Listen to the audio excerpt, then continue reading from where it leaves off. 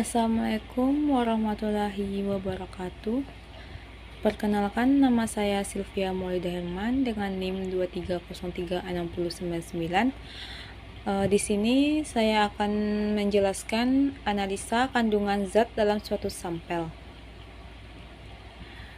Pengertian analisa kandungan zat dalam suatu sampel adalah proses untuk menentukan jenis analisis kualitatif dan jumlah analisis kuantitatif komponen kimia dalam suatu bahan.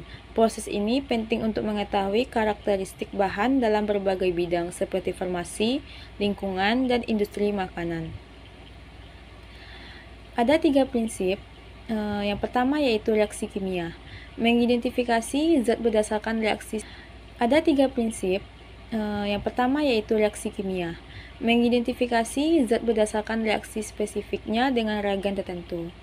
Yang kedua, interaksi fisik, melibatkan sifat fisik zat seperti penyerapan cahaya, spektroskopi, atau pemisahan berdasarkan kelarutan kromatografi. Yang ketiga, pengukuran kuantitatif, menentukan jumlah zat dengan teknik seperti penimbangan, gravimetri, atau pengukuran volume titrasi. Ada 5 metode analisis kandungan zat.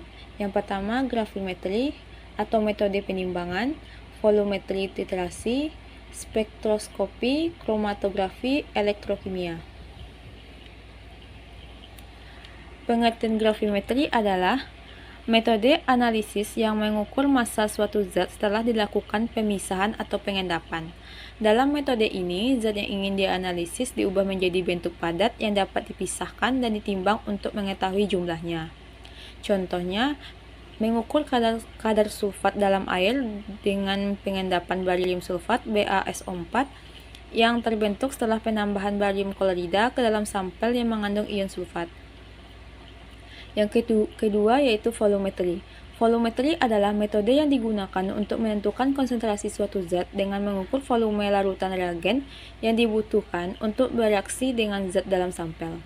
Reaksi ini biasanya terjadi dalam bentuk titrasi, di mana reagen ditambahkan secara perlahan hingga titik ekivalen tercapai. Contohnya, titrasi asam basa menentukan kadar asam dalam cuka. Asam dalam sampel akan bereaksi dengan basa dalam larutan titran, dan titik ekivalen ditentukan menggunakan indikator atau pengukuran pH. Yang kedua, spektroskopi. Spektroskopi adalah metode analisis yang mengukur interaksi antara cahaya dan zat untuk mengetahui sifat atau konsentrasi zat tersebut. Metode ini memanfaatkan penyerapan atau emisi cahaya pada panjang gelombang tertentu untuk memperoleh informasi tentang komposisi kimia sampelnya. Spektrofotometri UV yang mengukur penyerapan cahaya oleh sampel pada panjang gelombang ultraviolet atau cahaya tampak. Ini sering digunakan untuk mengukur konsentrasi senyawa berwarna dalam larutan. Yang keempat, kromatografi. Kromatografi adalah metode pemisahan komponen-komponen dalam campuran berdasarkan perbedaan sifat fisik atau kimia dari masing-masing komponen, seperti kelarutan, ukuran molekul, atau interaksi dengan fase diam dan fase gerak. Kromatografi digunakan untuk memisahkan dan mengidentifikasi komponen dalam sampel yang kompleks. Contoh, kromatografi gas yang digunakan untuk memisahkan senyawa volatil, misalnya senyawa organik dalam sampel udara atau air, atau kromatografi cair di kinerja tinggi untuk memisahkan senyawa dalam larutan. Yang terakhir, elektrokimia adalah metode analisis yang mengukur perubahan sifat listrik yang terjadi selama reaksi kimia untuk mengetahui konsentrasi zat dalam sampel.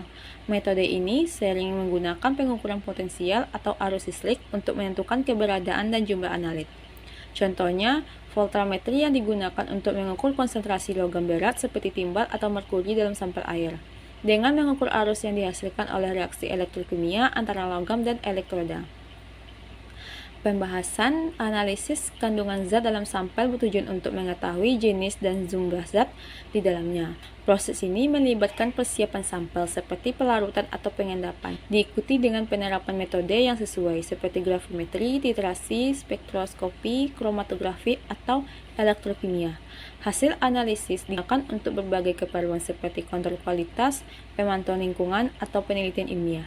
Dengan metode yang tepat, analisis ini dapat memberikan hasil yang akurat dan relevan.